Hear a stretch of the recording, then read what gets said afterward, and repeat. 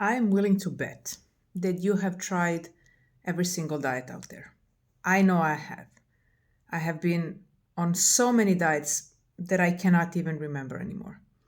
And every single one of them promised me that I will be able to not only lose weight, but also heal my relationship with food. I will be able to eat normally, feel confident in my body, move better, so on and so forth. Here's the issue: if you are an emotional eater, if you are a binge eater, like I have been for 15 years, food is not just fuel for you. Food is a tool that you use to numb yourself when you feel off, when you feel like you want to distract yourself, when you want to numb certain feelings and emotions. You're using food in a different way. You're not using food just for fuel, so it's not calories in, calories out for you. It's so much more. So, saying that a diet can solve this problem, it's a massive misconception. What will happen is the following: you will go on this diet, you will lose the weight, obviously, because you will be in a caloric deficit. And for some time, you will ride on this wave of happiness because you lost the weight. Seemingly, you seem, more confident, you look better in your clothes, you feel happy. But then what happens? Something happens. You don't get the promotion, you have a fight with your spouse, your kids annoy you, you get a bad grade if you're in school, I don't know, whatever. Something happens, and you know what is the one thing that can help you in the moment to feel better about yourself, to not think about your problems, to get an instant high. It's food. And so you slip a little bit from your usual diet. And then one slip turns into more and more and more and more eating. Why is that? It's not because you're lazy, it's not because you're not motivated, it's not because you don't want to keep these results. It's because you are completely immersed in the diet mentality. The diet mentality tells you what you can and cannot eat. And for a while it worked because it was bringing you results. But now you're on your own. You have convinced yourself you cannot have those foods because those foods don't belong in the diet plan. So eating one cookie is breaking the diet. You're being bad. You're eating bad foods. You're eating the forbidden foods. So what happens then? You just start eating more and more because it's your cheat day, because it's something you needed, because you haven't had it for a long time. You can invent all the excuse you want. I know I have. But the problem is, this is the way dieting works for emotional and binge eaters. It works until it doesn't. It works for you to lose weight, but it doesn't help you in the long run solve the problem. Why are you using food to solve your emotional issues? Why not do something else? Why food? It's something you have learned, it's something you have practiced, it's a habit at this point, and it's something that you have to unlearn if you want to get rid of emotional and binge eating for good. So, my clients, just like myself, after 15 years of suffering, have followed my method, which relies on three main pillars.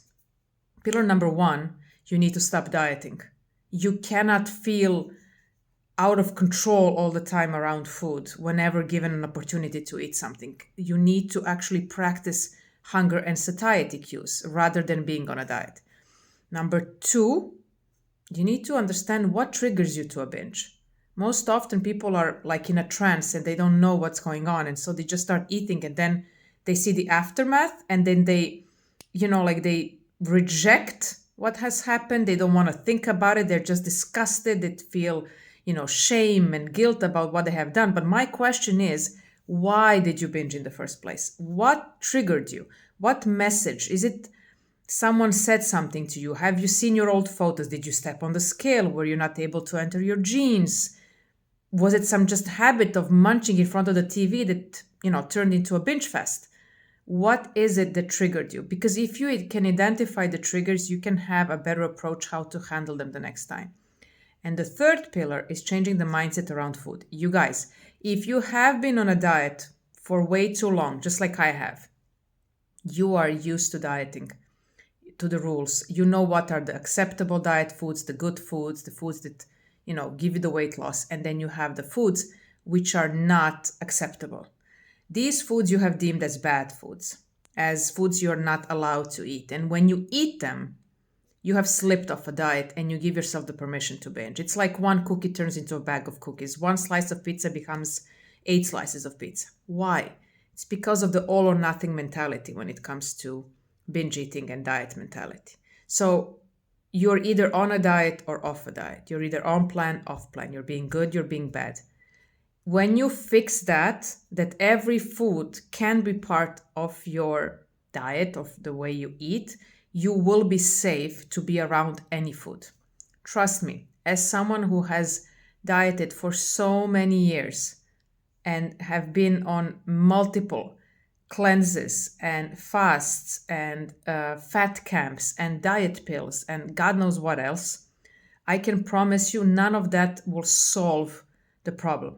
Eating is not enough. You need to pay attention to hunger and satiety cues, what you really want to eat, your triggers, and your mindset. I don't care what you eat. What's more important is what you think about yourself while you're eating. What do you think about yourself? Like, are you thinking, I'm being bad, I shouldn't be eating this, I'm not allowed, I need to burn it off? Trust me, if you think like that, which is more often than not what dieters do, you will be caught in more binging sessions than you want. So, with these 3 pillars, let me know, how did it work for you? Have you tried actually to do it? Did you get any results? Let me know when it works, because it does work. And if you want to get more information about ending emotional and binge eating without diets and restrictions, follow my account.